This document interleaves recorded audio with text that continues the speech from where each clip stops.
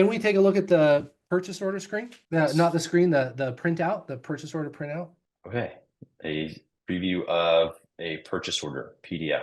Like it, Yeah, like it. yeah, So and all let's, these, yeah, all these documents are customizable by the user. So each company will have their own, their own logo, obviously, and their own.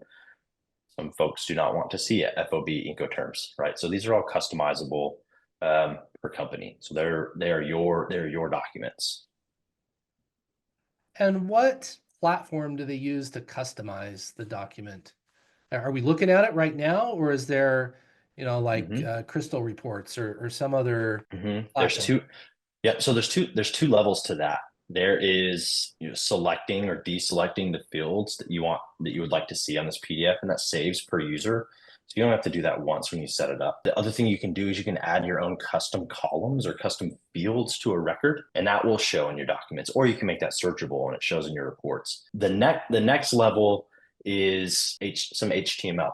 I download an invoice PDF, I open it in a text editor, and it's pretty simple HTML with and not crazy difficult. Well, we touched on the iPad or tablet with work orders. Often that applies to receiving. Will you show us the features that your software gives to the receiver in the warehouse, the material handler, to record what is coming in the warehouse? Yes. So a receiving clerk really lives on this receiving screen. Okay. So they take a packing slip with a PO number and they'll select the line associated to that part. Now they can notice this receive all lines. If I'm receiving all lines against that PO, this will populate everything. They can also split the quantity between the lines. So if you are only receiving one line, but maybe there's 4 different lot codes, maybe 4 different reels against that PO line, you can split that up into 4 different receipts. So most of this data comes over from the PO that can. You'll adjust the quantity. If it's a partial receipt that leaves the PO open, you'll enter a lot code from the supplier. You can enter track serials, and you could force incoming inspections. So you can tie in your quality and your QC into the receiving process, where you can force incoming inspections and actually force inventory to be locked with some logic that would require certain parts or certain vendors to pass inspections. So Is all there that a comes nice in. easy is there a nice easy way to create a part label in Hmm the receiving process? I know that's a hmm pretty So common process. yeah, yep, clicking receive takes ownership of the inventory. That gives us a receipt label that people will print. And this receipt code is like Cetec's internal lot code or ID for that lot or for that batch.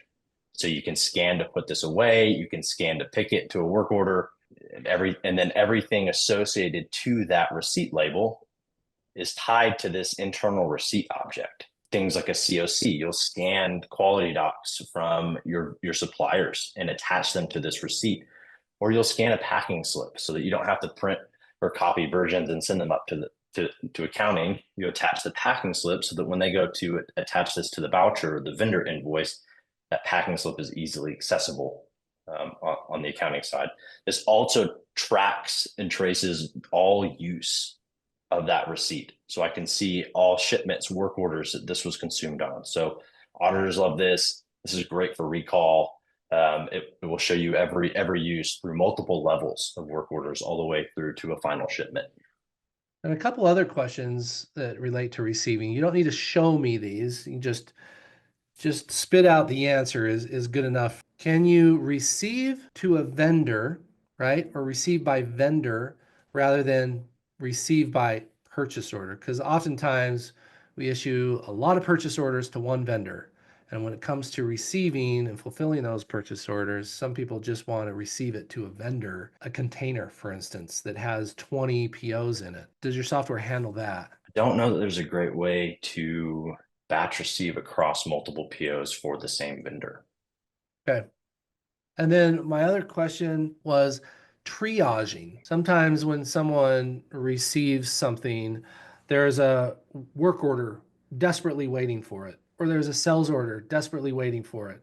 And we don't want to put it away and then someone else pick it and receive it. We just want to take it straight to that work order or straight to the fulfillment center. Mhm. Do you have? Yep, there we do, and it's tied directly to that part waterfall or that inventory forecast. So when that part is needed on a job, there's a little button that says orders needing part. This is a hot part. So that allows you to immediately issue it to the job. You can see where the job is at and what's needed. And so instead of going through the put away shelf and then scanning it into the warehouse, you pick it and issue it direct to production. And then we have reports for like a warehouse manager to see, okay, what parts have we received in today that are hot parts and that I need to go move to production immediately.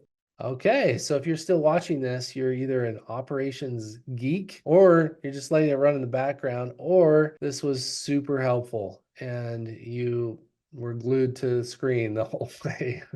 That's what we do here at Brandow Consulting is we help you decide what software is right for you. So don't hesitate to reach out and please, please, please react to this video. That tells YouTube that people like this video or if it was beneficial. Any type of reaction, YouTube says, oh, we'll let other people know about this video. So the commenting, please comment, subscribe, whatever kind of reaction you can come up with, react to this video. And we greatly appreciate it. Click the link below, come to our website, fill out a contact form. I'm Lance, inventory software expert since 2006. And we have a lot of other videos like this for other software programs as well.